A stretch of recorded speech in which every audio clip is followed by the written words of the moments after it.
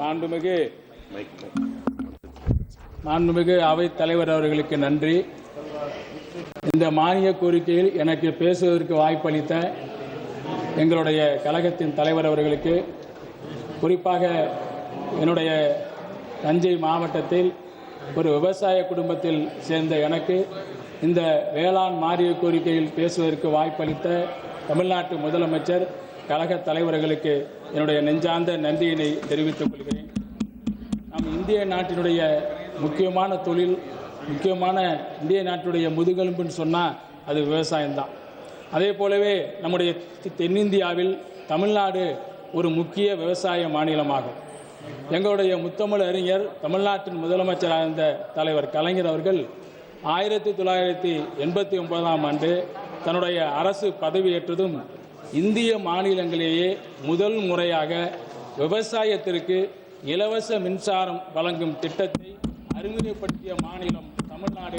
அறிமுகப்படுத்தியவர் எங்கள் முத்தமிழ் அறிஞர், தமிழ்நாட்டு முதலமைச்சர் தலைவர் கலைஞர் என்பதை நான் இந்த அவையிலே பெருமையோடு தெரிவித்துக் கொள்கிறேன்.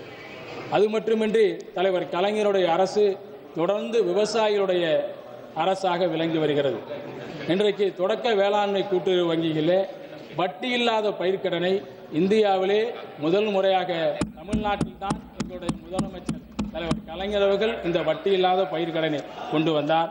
அப்படி விவசாயிகளை போற்றுகிற அரசாக விவசாயிகளுடைய திட்டங்கள், விவசாயிகள் விளைவித்த பொருட்களை இடைத்தரகர்கள் என்று அவர்கள் கொண்டு போய் விளைவித்த பயிர்களை தானே விற்பதற்கு உழவர் சந்தையையும் இந்தியாவிலே முதல் முறையாக தமிழ்நாட்டில் தான் கொண்டு வந்தார் எங்கள் முத்தமிழ் அறிஞர் தலைவர் கலைஞர் என்பது இந்த அவையிலே பெருமையோடு தெரிவித்துக் கொள்கிறேன்.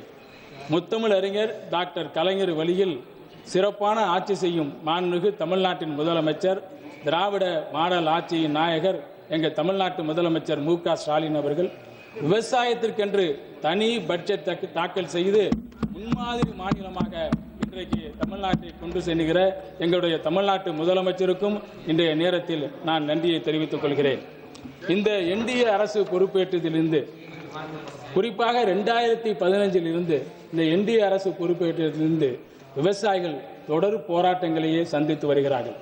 குறிப்பாக 2017ஆம் ஆண்டு எங்கள் தமிழ்நாட்டைச் சேர்ந்த விவசாயிகள் டெல்லியில் போராட்டம் நடத்தினார்கள். 2017ஆம் ஆண்டு டெல்லியில் 200க்கும் மேற்பட்ட விவசாய குழுக்கள் இங்கே போராட்டம் நடத்தின. அதே போலவே 2020, 2021 விவசாய சட்டங்களுக்கு எதிராக தொடர் போராட்டங்கள். எனவே இந்த அரசு பதவியேற்ற காலத்திலிருந்து கடந்த 10 ஆண்டுகளுக்கு மேலாக விவசாயிகளின் நிலையில் எந்த அக்கறை கொள்ளாத அரசாக இந்த அரசு செயல்படுகிறது என்பதை இந்த நேரத்திலே இந்த அவையில் நான் தெரிவித்துக் கொள்ள கடமைப்பட்டிருக்கிறேன். இன்றைக்கு விவசாயிகளுடைய முக்கியமான தேவைகள்னு சொன்னால் நீர்வள மேலாண்மை, நல்ல தரமான விதைகள், நவீன தொழில்நுட்பம் மற்றும் சந்தைப்படுத்துதல் ஆகியவற்றை சார்ந்திருக்கிறது. குறிப்பாக பயிர் காப்பீடு, விவசாயிகள் விளைவித்த விளை பொருளுக்கு நியாயமான விலை கிடைத்தல் போன்றவை இன்றைக்கு விவசாயத்திற்கு முக்கியமான தேவைகளாகும். அதே போலவே விவசாய விளை பொருட்களுக்கு உரிய விலை கிடைக்கணும்.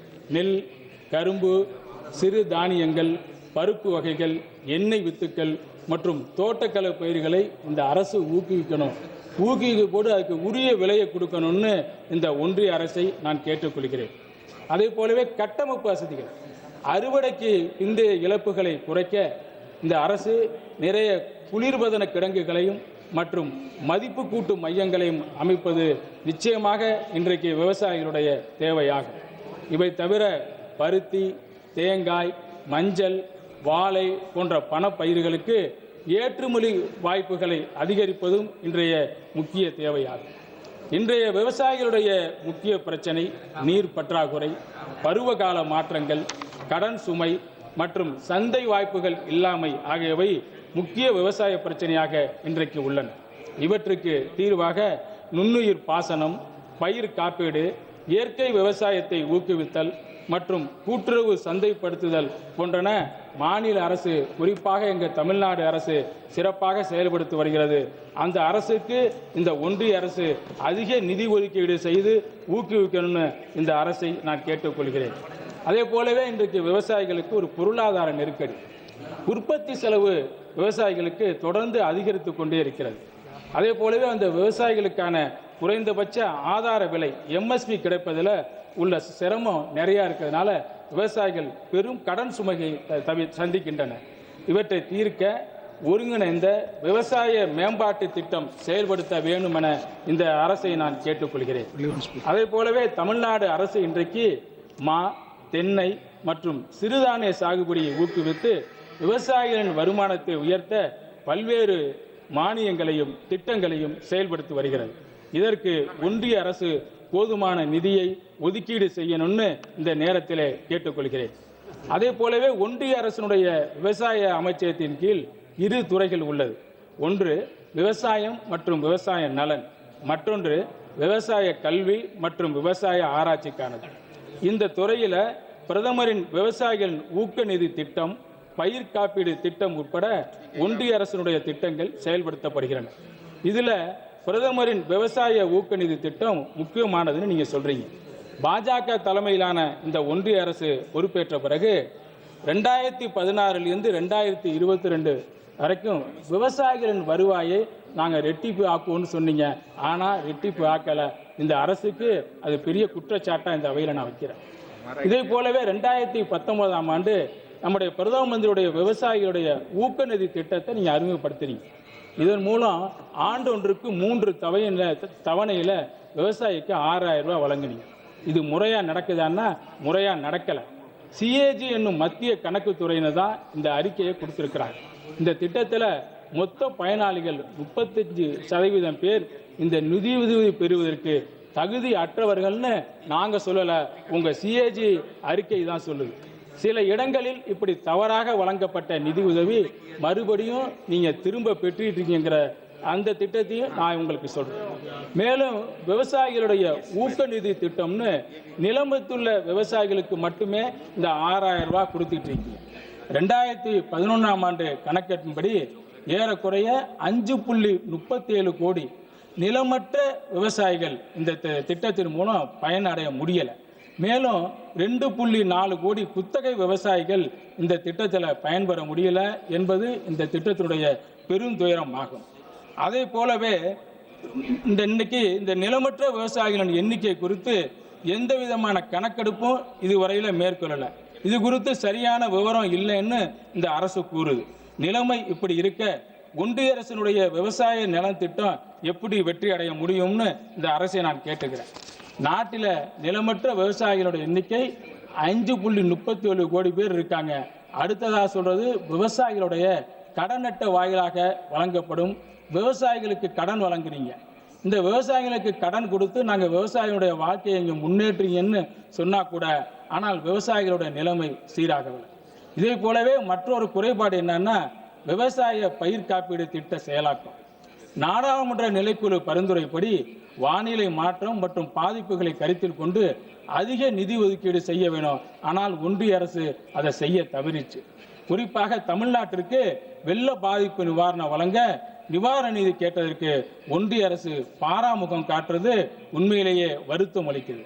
விவசாயம் சார்ந்த தமிழ்நாட்டின் கோரிக்கைகளை ஒன்றிய அரசு தொடர்ந்து புறக்கணித்துக் வருது.